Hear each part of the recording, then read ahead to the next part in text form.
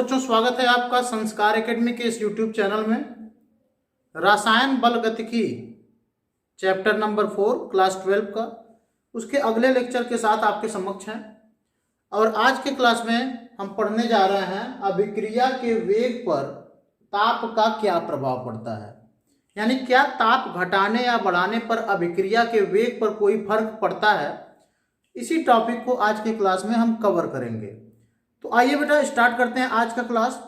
देखिए, प्रैक्टिकली तौर पे ये देखा गया है, हमारे वैज्ञानिकों ने देखा है कि ताप बढ़ाने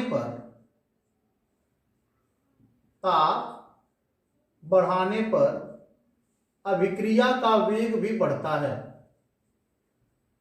अभिक्रिया का वेग भी बढ़ता है। बात समझ में आई? ये एक फैक्ट है कि अगर हम टेम्परेचर को इंक्रीज करें तो जो वेग है ना वो भी बढ़ेगा। ठीक है बेटा, अभिक्रिया का वेग भी बढ़ता है।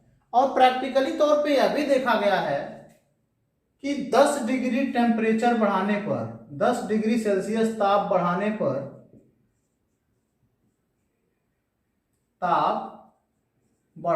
पर अभिक्रिया का वेग दुगुना हो जाता है। अभिक्रिया का वेग 2 गुना हो जाता है। तो ये पॉइंट आप नोट भी कर लीजिएगा कि ताप बढ़ाने पर अभिक्रिया का वेग भी बढ़ता है। और ये प्रैक्टिकली देखा गया है कि 10 डिग्री अगर हम टेम्परेचर को बढ़ाएं, 10 डिग्री सेल्सियस ताप बढ़ाएं, तो अभिक्रिया का जो वेग है, जो जिस प्रोसेस से अभिक्रिया हो रही थी वो उसके दुगने गति से होने लगती है। यानी 10 डिग्री टेम्परेचर बढ़ाओगे तो अभिक्रिया की वेग 2 गुना हो जाएगा। ये प्रैक्टिकली देखा गया है और इसको आपको जानना भी चाहिए। अब आइए हम ग्राफ के माध्यम से देखते हैं कि क्या ऐसा वास्तव में होता है। तो ग्राफ हम बनाएंगे। इसके लिए हमको कुछ वैल्यू को सपोज करना होगा, कुछ वैल्यू की कल्पना करनी होगी, मानना पड़ेगा। तो आइए हम कुछ वैल्यू को मानते हैं बेटा। माना कि कोई अभिक्रिया है, माना कि एक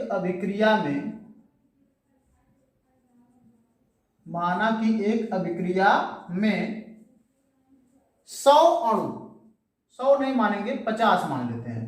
माना कि एक अभिक्रिया में अभिकारक के 50 अणु भाग लेते हैं। अभिकारक के कितने अणु भाग लेते हैं? 50 अणु भाग लेते हैं। और उन अणुओं की ऊर्जा अलग अलग है। मानते हैं उसमें से 25 अणु की जो ऊर्जा है वो 10 है। ठीक है, उसमें से 25 अणु की ऊर्जा वो 10 है। मानते हैं उसमें से 15 अणु की ऊर्जा वो 0 से 10 के बीच में है। मानते हैं उसमें से 5 अणु की ऊर्जा 10 से 40 के बीच में है। और मान लेते हैं कि 5 अणु की ऊर्जा 40 से भी ज्यादा है। फिर से एक बार बेटा, हम मान लेते हैं कि एक अभिक्रिया में 50 अणु भाग लेते हैं। हम क्या प्रूफ करने जा रहे हैं? हम प्रूफ करने जा रहे हैं कि क्या ताप बढ़ाने पर अभिक्रिया का वेग बढ़ता है और क्या 10 डिग्री टेम्परेचर ताप बढ़ाने पर अभिक्रिया का वेग दुगुना हो जाता है। इसी को हम प्रूफ करने जा रहे हैं एक ग्राफ के माध्यम से।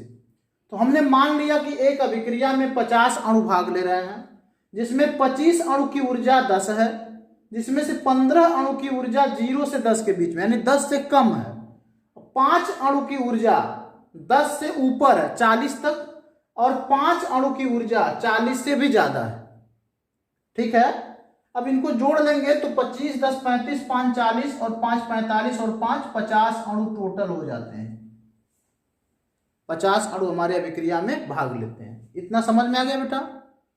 अब आइए एक ग्राफ हम बनाते हैं। ये हमारा ग्राफ हो गया और ये हमारा दूसरा अक्ष हो गया।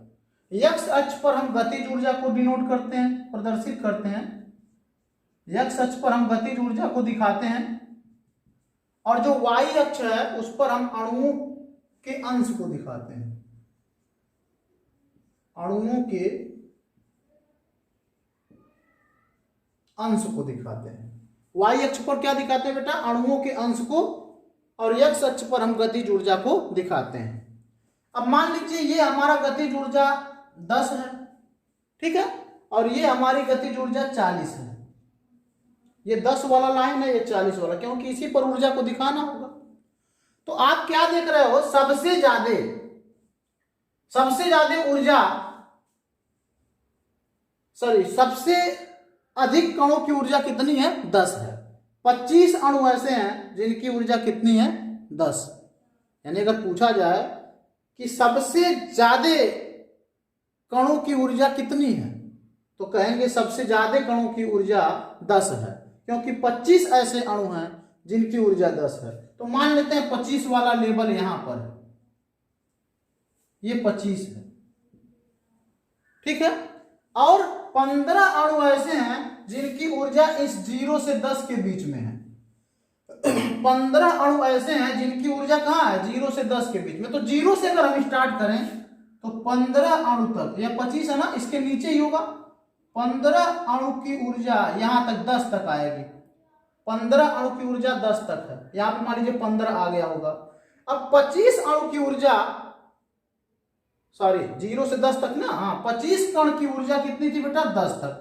अब यहाँ पे देखिए 15 तक तो 10 के बीच में थी यहां तक। अब जब 25 तक पहुंचाए तो ये लेवल 10 के पर पूरा पहुंच गया, यानी 25 कण की ऊर्जा कितनी हो गई? 10। अब उसके बाद 5 कण की ऊर्जा 10 से 40 के बीच में। अब ये ग्राफ नीचे आएगा, इसको थोड़ा हम उधर बनाते हैं बेटा, 40 मान लीजिए, हाँ। अब ये ग्राफ ऐसे नीचे आ जाएगा, धड़ाम होगा ग्राफ। क्यों? क्योंकि 5 ही ऐसे कण हैं जिनकी ऊर्जा क्या है? 10 से 40 के बीच में है, ऐसे 5। और 5 अणु ऐसे हैं जिनकी ऊर्जा 40 से भी ज्यादा है, तो उसको हम ऐसे बना दें, 40 से भी ज्यादा है। अब मान लीजिए 5 का आंकड़ा यही कहीं होगा। फिर से एक बार समझते हैं, 0 से 15 कण ऐसे थे जिनकी ऊर्जा 0 से 10 के बीच थी। 0 से 10 के बीच में 15, लगभग 15 तक हमने पहुंचाया, और 25 अणु की ऊर्जा 10 थी, तो 25 का 10 के सीधे पर आना चाहिए, बिल्कुल है। और उसके बाद 5 अणु की ऊर्जा 10 से 40 के बीच में थी। कहां थी बेटा? 10 से 40 के बीच में। तो हमने घटा दिया इसको, 10 से 40 के बीच में लगभग 5 पर ले आया। और 5 कण ऐसे थे जिनकी ऊर्जा 40 से भी ज्यादा थी। तो ये हमारा जो पोजीशन है, ये 5 कणों वाला है जिनकी ऊर्जा क्या है? 40 से भी ज्यादा है। ये चीज, एक ग्राफ समझ में आ रही है ना बेटा? हम क्या कर रहे हैं, हमने मान लिया है कि एक अभिक्रिया है और उसमें 50 अणु भाग ले रहे हैं। 50 अणु में 25 अणु की ऊर्जा 10 थी, तो हमने देखिए 25 के सीधे पे 10 तक दिखा दिया। लेकिन हमको ये भी दिखाना था ना, 15 अणु की ऊर्जा 0 से 10 के बीच में। तो 0 से 10 के बीच में 15 अणु थे, तो यहाँ से 15 यहीं कहीं होगा। तो ऐसे हमने ग्राफ बनाया और 25 पर लाके 10 के सीधे पर कर दिया। अब 5 अणु की ऊर्जा जो हमारी थी 10 से 40 के बीच में थी, तो 5 अणु को हमने 10 से 40 के बीच में दर्शा दिया। और 5 अणु की ऊर्जा 40 से ज्यादा थी, तो 5 अणु की ऊर्जा हमने 40 से ज्यादा दर्शा दिया। अब हम क्या देख रहे हैं?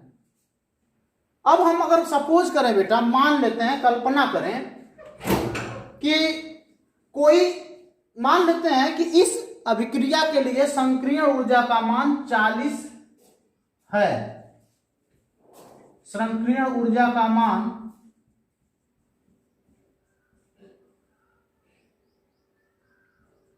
40 है।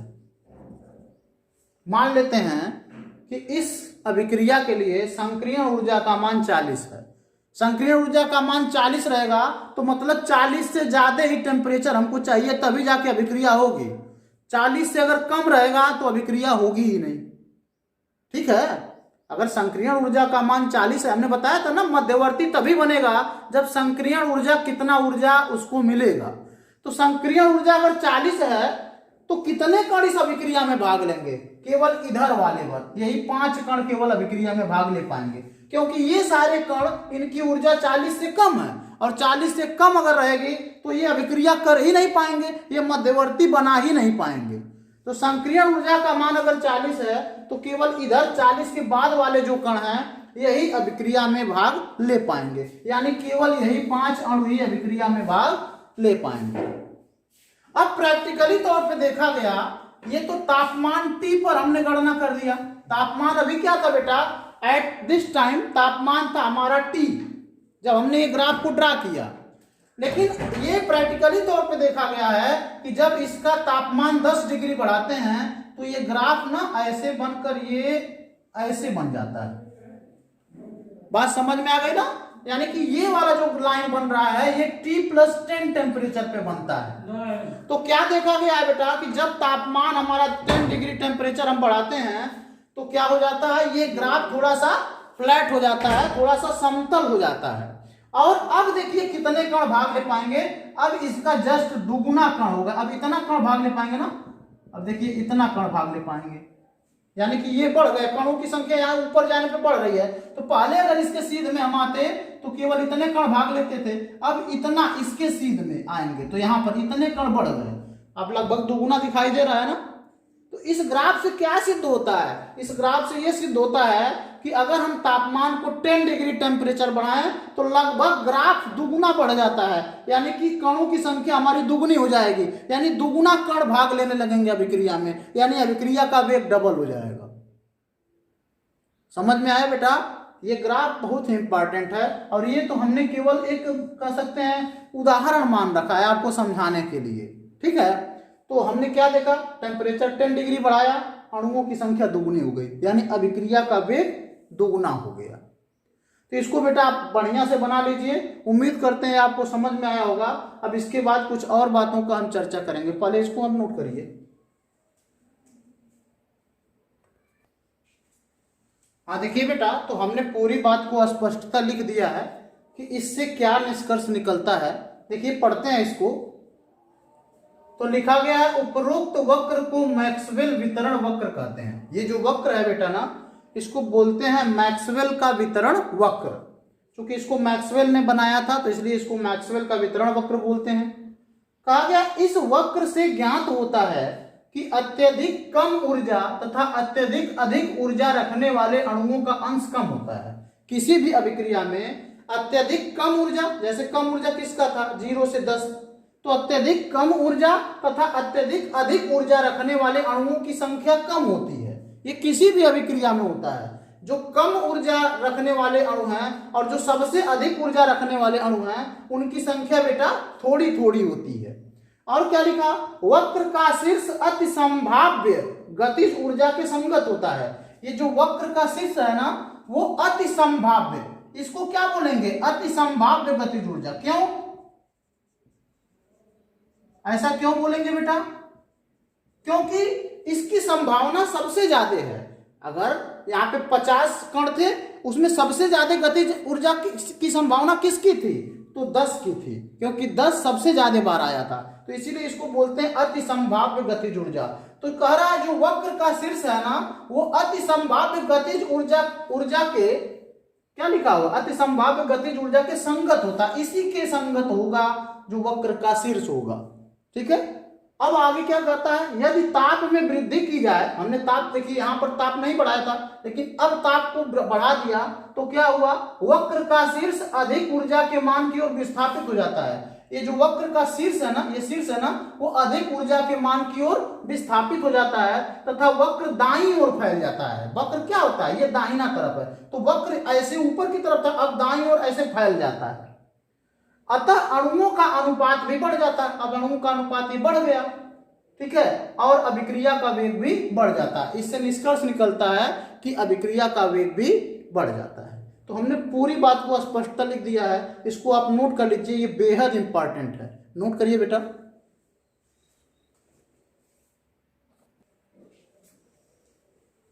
देखिए बेटा, तो अभिक्रिया के वेग पर ताप का क्या प्रभाव होता है इसको हम ग्राफ के माध्यम तो समझ लिए, ठीक है, ग्राफ के माध्यम से हमने इसको समझ लिया।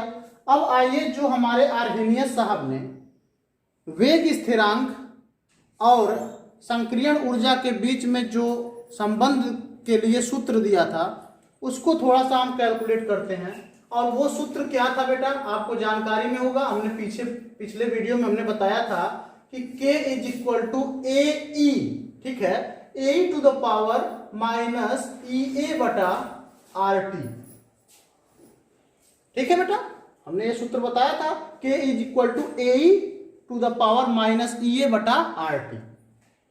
अब इसमें थोड़ा सा कैलकुलेशन में हम क्या करेंगे, हम इसके दोनों पक्ष में लाग लेंगे, प्राकृतिक लाग। ठीक है, दोनों पक्षों में प्राकृतिक लाग लेने पर, तो प्राकृतिक लाग क्या होता है, एलएन। ठीक है बेटा, उसको प्राकृतिक लाग बोलते हैं। तो यहां पर हो जाएगा एलएन के is equal to LN A E to the power minus E A बटा आर टी। ठीक है बेटा, दोनों पक्षों में हमने कुछ और नहीं किया है, हमने केवल प्राकृतिक लाग ले लिया है।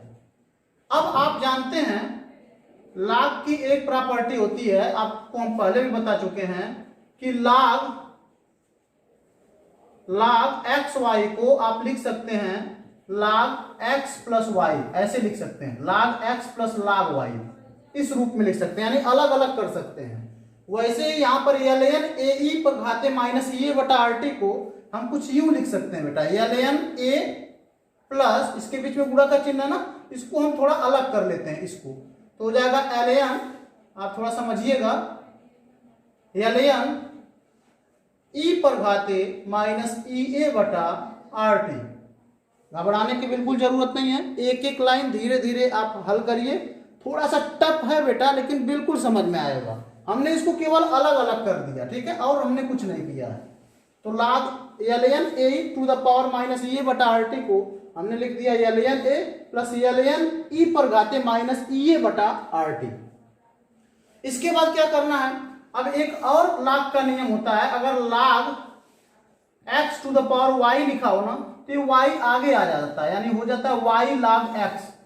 तो वैसे ये ई ए बटा आर टी आगे आ सकता है, तो यहां हो जाएगा बेटा L N K is equal to L N A plus, यहां पर हो जाएगा माइनस का ई ए बटा आर टी और एल एन ई, ऐसे हो जाएगा, ये आगे आ गया। ठीक है, अब आप ये समझ लीजिए कि एल एन ई का मान 1 होता है, एल एन ई का मान कितना होता है बेटा, 1 होता है।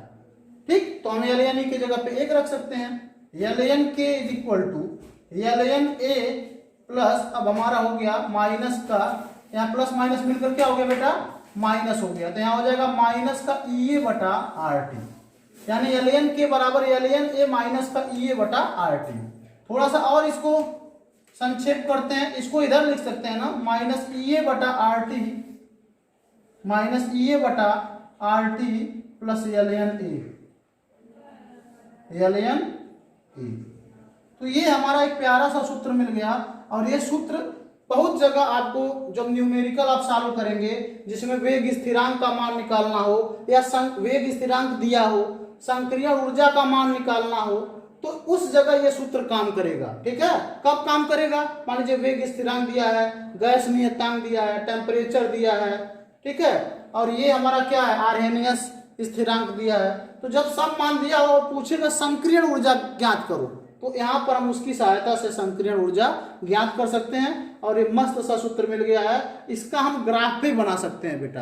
ग्राफ कैसे बना सकते हैं, आपने पीछे पढ़ा है y बराबर एम एक्स प्लस सी के हिसाब से हम ग्राफ बना रहे थे ना, इसको मिटाकर हम यहाँ पे ग्राफ को भी ड्रा कर दे रहे हैं। तो रेखा का एक समीकरण होता है बेटा y बराबर एम एक्स प्लस सी, आपने पढ़ा होगा y बराबर एम एक्स प्लस सी, और उसमें ग्राफ कैसा बनता है, ये हमारा x अक्ष को इसको डिनोट करता है, ये y अक्ष को प्रदर्शित करता है, और c जहां से ढाल शुरू होता है, m क्या है बेटा, ढाल, और c जहां से ढाल शुरू होता है, तो ये c हो जाएगा। और अगर ढाल प्लस की तरफ रहता है तो ये ऊपर बनता है, अगर ढाल नीचे की तरफ रहता है तो यहाँ पर ये माइनस होता है।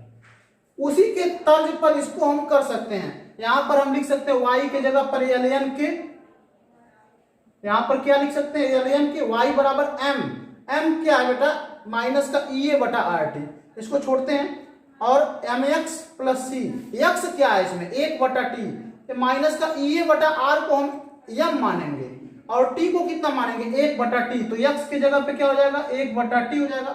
यम एक्स, यम को क्या मान लिया माइनस ये बटा आर, और टी क्या हो गया 1/t, ऊपर एक है ना 1/t हमारा एक्स हो गया, तो यहाँ एक्स की जगह पे हम 1/t लिख सकते हैं। अब जहां से ढाल शुरू होता है यानी कि ये सी वाला पोर्शन वो ln a है, अब ढाल क्या इसे माइनस में है तो नीचे की तरफ जाएगा, ये हमारा हो गया ग्राफ, और यहाँ पर हो गया m equal to minus E A बटा आर, टी नहीं है बेटा ई ए बटा केवल आर। तो ये आपका सूत्र का हमने थोड़ा सा कैलकुलेशन भी कर दिया और यहाँ पर हमने ग्राफ बना दिया। इसका कैलकुलेशन क्यों किया, आपके दिमाग में प्रश्न उठ रहे होंगे, तो इसका कैलकुलेशन हमने केवल इसलिए किया है कि अगर हमको संकीर्ण ऊर्जा का मान निकालना होगा तो हम इस सूत्र की सहायता से आसानी से निकाल सकते हैं। इसको आप नोट कर लीजिए, अभी इस सूत्र को हम और आगे परिकलित करके दिखाते हैं। नोट करिए बेटा,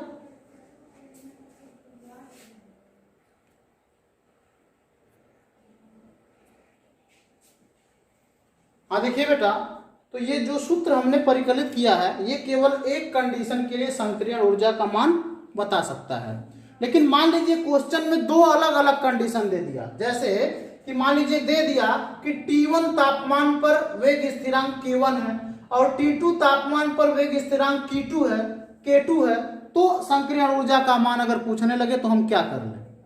तो इसके लिए हम यहाँ पर दो समीकरण पहले बना लेते हैं। कैसे, यहाँ पर मान लीजिए T1 है और उस पर हमारा वेग स्थिरांक K1 है, उसके लिए हम एक समीकरण लिख ले रहे हैं, और यहाँ पर T2 है तापमान और उस पर वेग स्थिरांक K2 है, उसके लिए हम एक समीकरण लिख लेते हैं और उसकी सहायता से हम सूत्र को प्राप्त करेंगे।